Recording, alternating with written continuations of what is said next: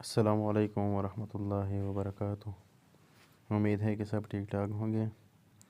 آج میں آپ لوگوں کو ایک وی پی این کے بارے میں ویڈیو بناتا ہوں۔ کبھی کبھی واٹس ایپ کام نہیں کرتا ہے، فیس بک کام نہیں کرتا ہے، تو پھر کچھ نہ کچھ سلوشن تو نکلنا پڑے گا۔ تو اس کے لیے میں آج ویڈیو میں بتاتا ہوں کہ اس کے لیے وی پی این کی ضرورت ہے۔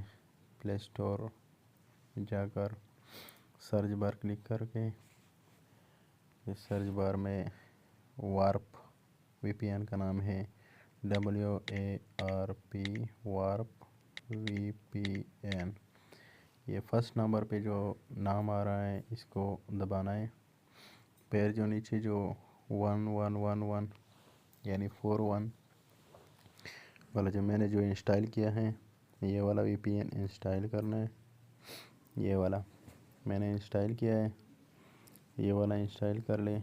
پھر واٹس ایپ بھی چلے گا اور فیس بک بھی چلے گا، سارا کچھ چلے گا۔ باقی وی پی این سپر وی پی این یہ کچھ اور وہ ابھی کام نہیں کر رہا ہے۔